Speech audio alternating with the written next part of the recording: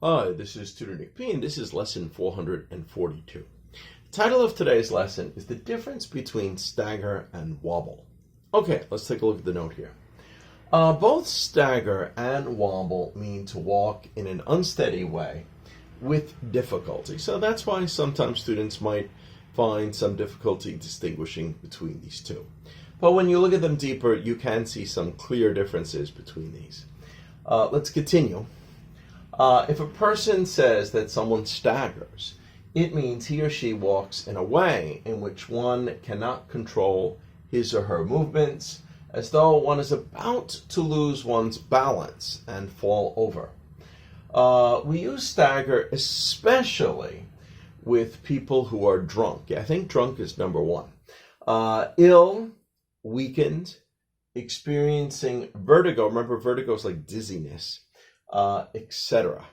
Okay, let's continue.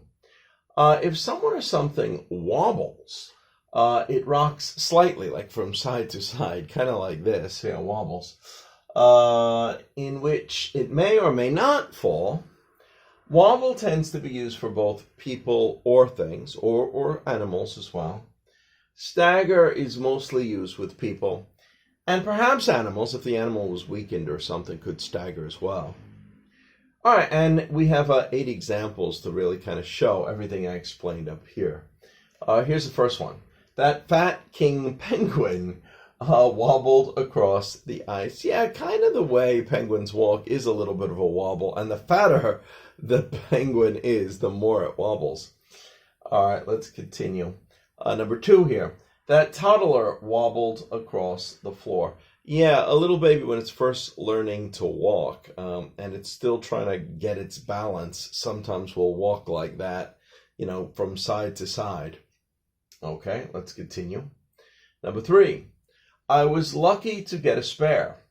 The last bowling pin wobbled and finally fell over. Yeah, for anybody that has ever gone bowling, I'm sure you've experienced that, where you just kind of slightly touch, or we might even say nick, a bowling pin, and it kind of shakes a little bit back and forth, and a bowling pin is the perfect sort of a shape for like somebody or something that wobbles. It's kind of fat on the bottom and a little thin on top and kind of moves back and forth like that.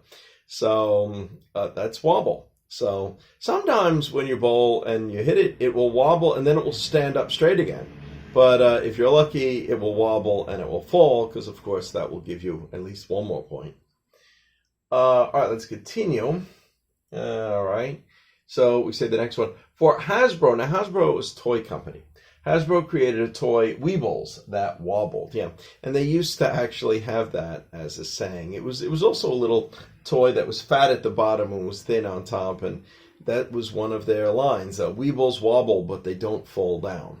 All right. So that's, if you want to look that up, you can see what that looked like. And that's perfect wobbling. All right, number 5. That drunk patron staggered out of the bar. All right, like I said, we definitely use stagger with the way a drunk person walks. So stagger is a lot more extreme. It's not just from side to side, or if he does go from side to side, the side it's like a falling one, where he might go, almost fall to the floor, or fall here and kind of catch himself. Wobble is usually like small movements back and forth. So stagger is much more extreme.